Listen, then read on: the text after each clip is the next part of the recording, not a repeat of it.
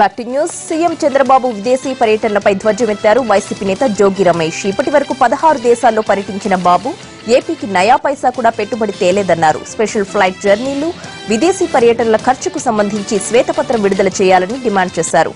Visakha CAA సమ్మిట్లలో ఒప్పందాలు చేసుకున్న కంపెనీలొచ్చాయా అని ప్రశ్నించారు. రాష్ట్రపతి ఎన్నికల్లో ఎన్డీఏ అభ్యర్థికి మద్దతిస్తామన్న జగన్ తన ఆలోచనను విరమించుకోవాలని సూచించారు. సిపిఎం ఎంపీ కార్యదర్శి మధు ఎన్డీఏ అభ్యర్థికి వ్యతిరేకంగా ఉమ్మడి అభ్యర్థిని నిలబెట్టేలా వామపక్షాలు ప్రయత్నిస్తున్నట్లుగా చెప్పారు. రైతులకు ఇచ్చిన ఎన్నికల హామీలు నెరవేర్చిన తరువాతే మహానాడు నిర్వహించాలని టీడీపీని డిమాండ్ చేశారు మధు. విశాఖలో బయటపడ్డ హవాలా కుంభకోణంపై దర్యాప్తు చేస్తున్నట్లు చెప్పారు డీసీపీ నవీన్ గులాటి. 12 బోగస్ కంపెనీలు స్థాపించిన నిందితులు వాటి పేర్లతో 30 బ్యాంక్ ఖాతాలు తెరిచినట్లు వివరించారు. కోల్కతా కేంద్రంగా బోగస్ కంపెనీలు తెరిచి హవాలా కార్యక్రమాలు జరిపారని, వాటి ద్వారా ఇతర దేశాలకు డబ్బులు పంపించారని వెల్లడించారు.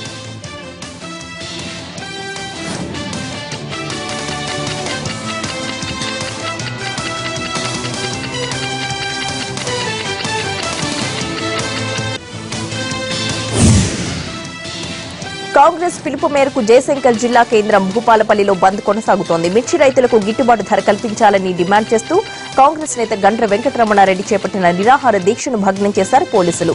బలవంతంగా అతన్ని ఆసుపత్రికి తరలించారు. అనంతరం పలువురు నేతలు, కార్యకర్తలను అరెస్ట్ చేశారు. అయితే శాంతియుతంగా జరుగుతున్న దీక్షను పోలీసులు అడ్డుకోవడంపై ఆగ్రహం వ్యక్తం చేస్తున్నారు కాంగ్రెస్ నేతలు. పోలీసుల తీరును నిరసిస్తూ ఈ రోజు పట్టణ బంద్ కు పిలుపునిచ్చారు.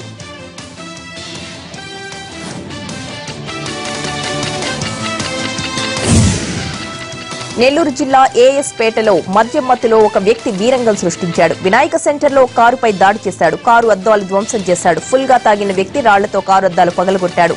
అయితే ఆ మత్తులోనే బ్లేడ్తో గొంతు కోసుకుని ఆత్మహత్యాయత్నం కూడా చేశాడు. దీంతో భారీగా రక్తం పోయింది. వెంటనే స్థానికులు అతన్ని ఆత్మకూరు ప్రభుత్వ ఆసుపత్రికి తరలించారు. అతని పరిస్థితి విషమంగా ఉన్నట్లు తెలుస్తోంది.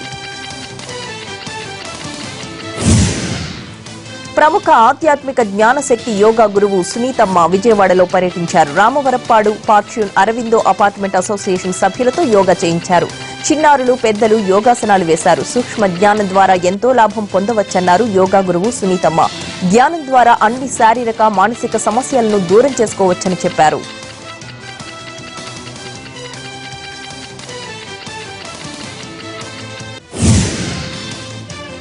ఇవి 30